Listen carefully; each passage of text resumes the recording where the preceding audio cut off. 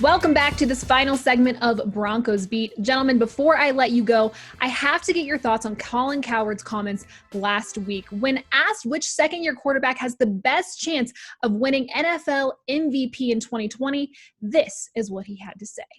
A division in which they can win double digits, they can beat Kansas City at home, and a kid who got very, very little attention last year because, like a Mahomes, he just didn't play much but won 4 of 5. I'm going to bet on Drew Lock. James, let's go ahead and start with you. Do you agree that Drew Lock's going to be the guy? I think it's pretty difficult to go against the guy who won, Rookie of the Year and was number 1 overall in Kyler Murray. I just think it's a very difficult guy to go away from when also you add arguably the best receiver in football to be with him. You now have, and the Broncos have a lot of weapons, but they have a lot of young weapons. They have 2 Hall of Fame players catching the football from Kyler Murray. And I also don't like that Colin said, well, we're eliminating Daniel Jones because he's got a new system. We're eliminating Dwayne Haskins because he's got a new system. When he picked Drew Lock, he didn't mention that Drew Lock has a new system. He's changing what he has to do as well. I think he has the potential to do it. I just think it's very difficult to go against Kyler Murray, who's staying in the same system. And the people I've talked to in Arizona believe that he is going to make a massive jump from where he was a year ago in his rookie year and got a lot more snaps and experience than Drew Lock did. James has sources. Yeah, he's always got sources. He's also got his hair gel and the same hairstyle as Drew Lock. How are you not down with Drew Lock as the answer, James? And here's the thing, God bless Kyler Murray, but he's got a Vance Joseph defense. I'll take a Vic Fangio defense 10 days out of 10, not twice on Sundays, whatever you want to say. And that defense, setting up this Broncos offense, setting up these weapons. Listen, Kenyon Drake's nice. Phillip Lindsay, Melvin Gordon are better, right? And those Hall of Fame receivers, no doubt, will help out a Kyler Murray. But I love this conversation around Drew Lock because it emphasizes what the Broncos may have. They may have the franchise quarterback that they've been searching for forever. So, James, share some hair tips with Lock. You guys will get on the same page. You'll be singing Kumbaya. We'll make some s'mores out in the fire pit, right? And listen, we'll just all enjoy what we can see from Lock this year and beyond. Don't knock the hair gel, all right, Cecil. There's nothing wrong. There's nothing wrong with a little hair gel, but I would never put a lot of hair gel. This. No. The weapons I think that Lock has, far be it from me to argue about DeAndre Hopkins and where he ranks in the wide receiver realm in the NFL. I think at each position, though, I think Drew Lock does have weapons better than most of the second-year quarterbacks that we previously mentioned.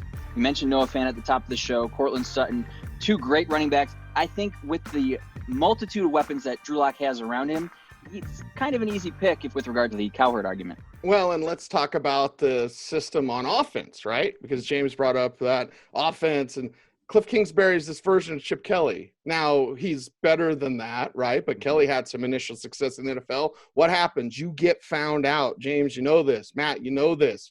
You get found out in the NFL.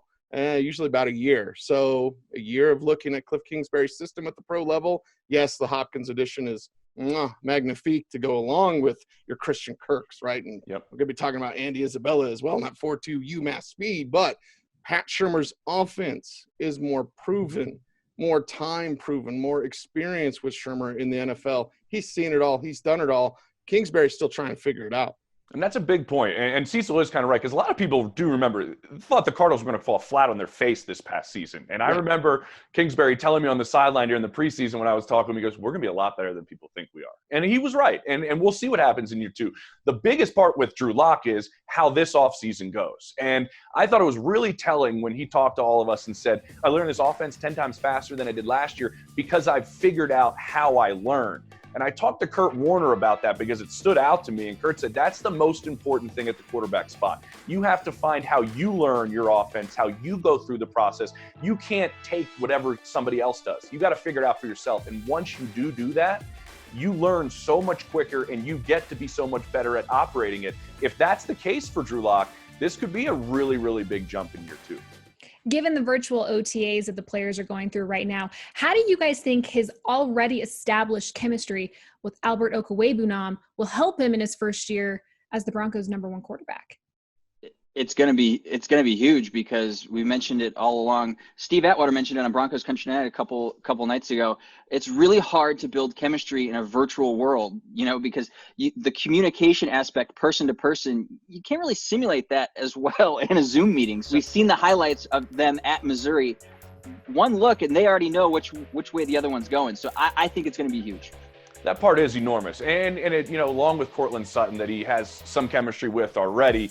All these guys around the league are trying to find ways to build chemistry. You listen to Chris Godwin talk about how do I learn about Tom Brady and how do I develop a chemistry with him. What is happening, though, is there's more and more guys right now around the league talking about getting together and throwing sooner rather than later. In Kansas City, they're going to be doing it in the very near future, to my understanding. Down in Houston, they're going to be doing it pretty soon. Look for guys maybe getting an opportunity to get together sooner rather than later, and that would be a big addition with all the weapons that Drew Lock has to start getting used to. Albert, not really one of them, though. Well, and it's about under duress. What do you do when you make plays? You go to that muscle memory, right? You go to that guy that you have that connection with, that mind meld, if you will, and that's where you see Albert O stand out with Drew Lock. That's where you will see it continue with the Denver Broncos. And I remember when I was at Radio City Music Hall when Tim Tebow was drafted in the first round by this team, and I was talking to some Marines who happened to be there about muscle memory. Like, what do you do when the bullets are live, right? And they're like, you just go back to what you've always done. Because Tebow at the time was trying to change that passing mechanics. No, that didn't happen. Why? Because when you're under duress, you go back to muscle memory. The muscle memory, the connection is already there with Albert O. Should be a big benefit for Lock this season. All right, guys, that is all the time we have for this week's edition of Broncos Beat. Thank you so much for your insight. Thank you all so much at home for watching. We really appreciate it. We'll see you guys right back here, same time, same place next week.